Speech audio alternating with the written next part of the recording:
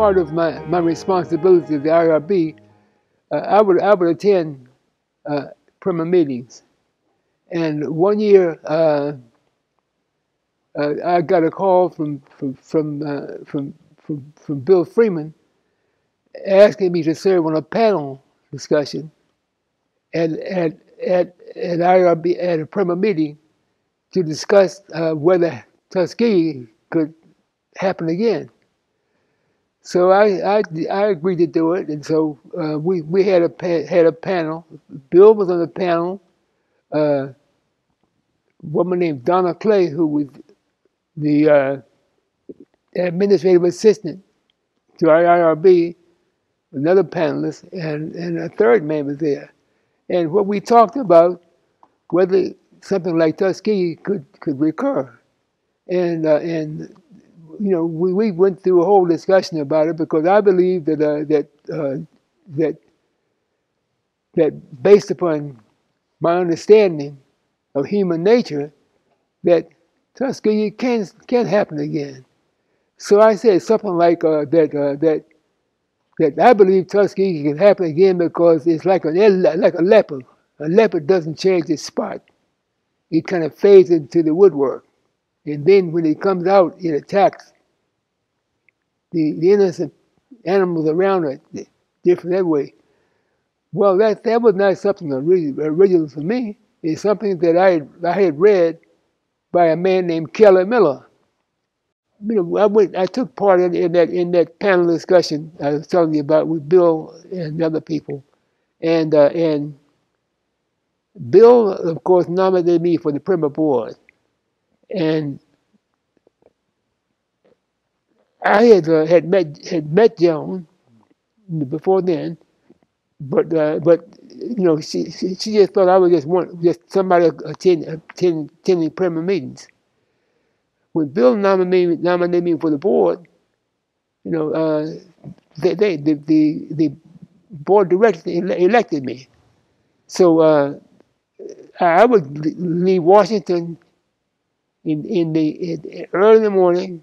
They met on Saturday, and I would go to BWI, Marshall, in outside of Baltimore, catch a plane, fly to Boston to get here by 9:30 in time for the board meeting.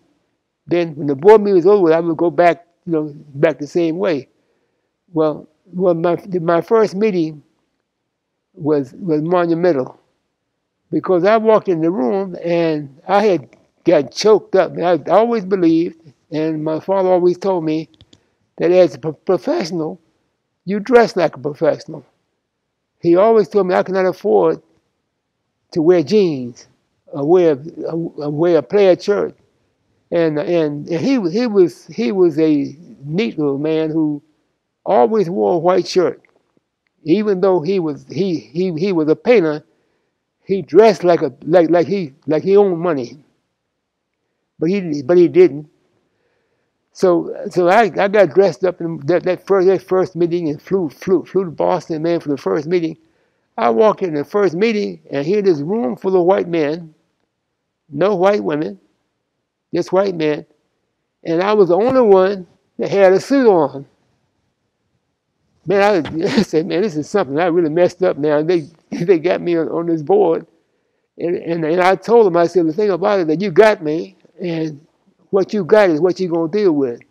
And I let them know that first of all, there's nobody in this room that looks like me.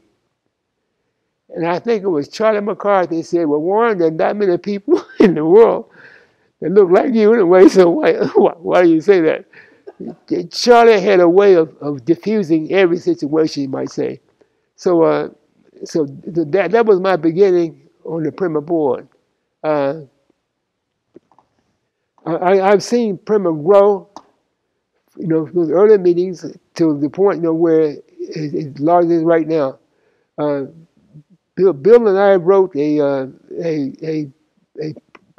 program for them to involve more minority institutions in PRIM&R activities, and the PRIM&R board adopted it, and PRIM&R funded it.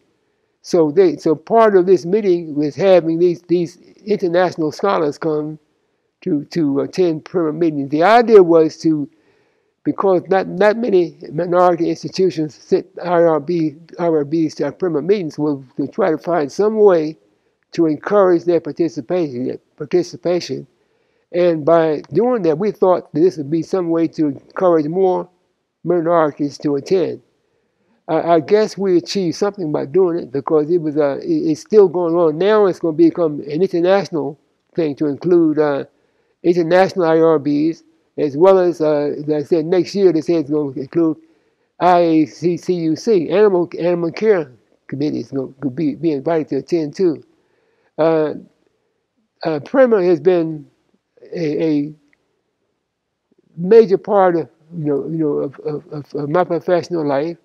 Joan has been a remarkably talented young woman. I have the highest regard for her because of what she has done, with PRIM&R. Most people didn't know that Joan was a lawyer, and that she finished law school, and this was her first job, and she has maintained it for all this time.